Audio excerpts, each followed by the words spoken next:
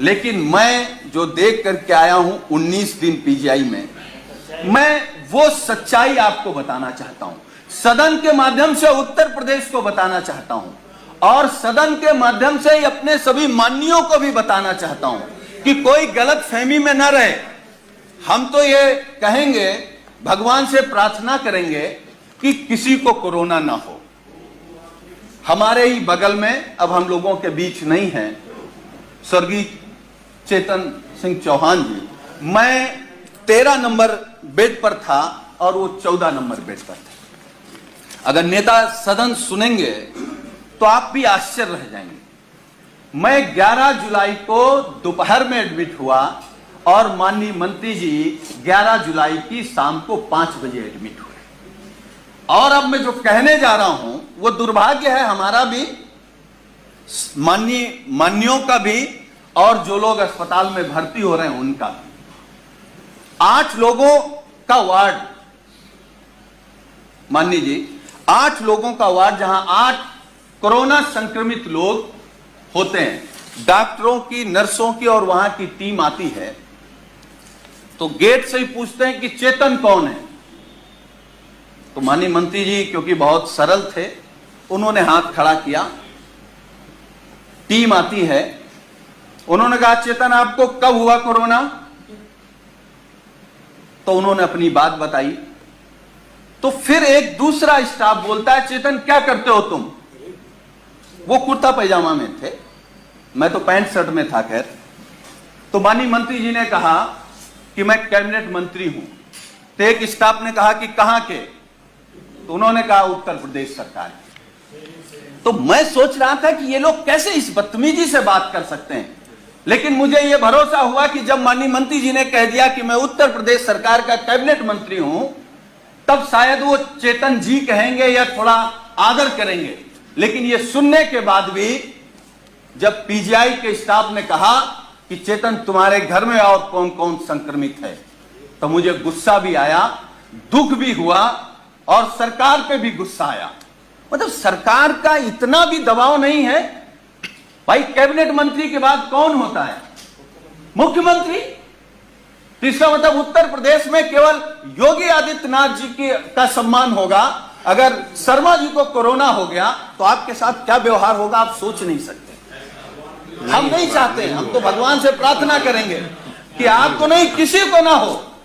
लेकिन उसके बाद मान्यवर, मुझे जब गुस्सा आया, मैं अपना गुस्सा नहीं रोक पाया, तो मैंने डॉक्टर से कहा कि आप जानते हैं कौन है?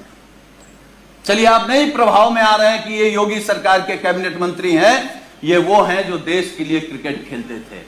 तो उस डॉक्टर ने कहा अच्छा ये वो चेतन है, और ये कहते हुए डॉक्टर और स्टाफ पूरा चला गया। वो 2 दिन तक हमारे बगल में रहे। मतलब वो, मैं ये कह सकता हूं कि जिस घुटन में थे वो माननीय शर्मा जी नहीं महसूस कर सकते। और मुझे जो शब्द नहीं कहना चाहिए, वो कोरोना से हमको आपको छोड़ के नहीं गए, सरकार की अव्यवस्था से हमको आपको छोड़ करके गए। मतलब इतना गंभीर मामला। और मान्यवर, मैं दूसरी बात बता रहा हूं, मैं 19 नहीं, मैं समाप्त कर दूंगा। अब हमारा केवल दर्द सुन लीजिए। जी। मैं 19 दिन तक एडमिट था। 11वें दिन हमारी फिर टेस्ट हुआ, मैं फिर पॉजिटिव आ गया। फिर 4 दिन बाद टेस्ट हुआ, फिर पॉजिटिव आ गया।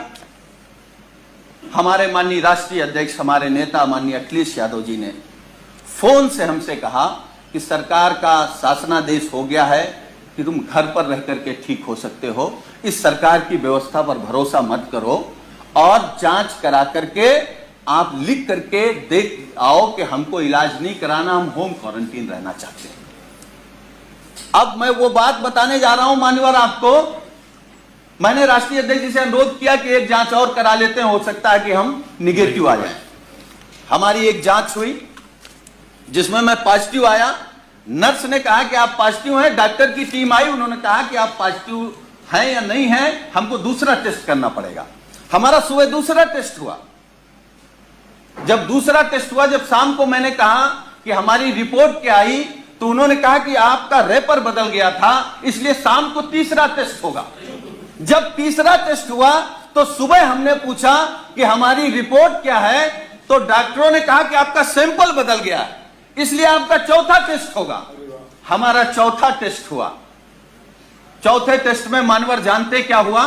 जब हमने रिपोर्ट पूछा तो उन्होंने कहा कि आपका फार्म तो वहां चला गया था लेकिन सैंपल नहीं गया है। तो हमने कहा पांचवा कर लो। हमारा पांचवा टेस्ट हुआ।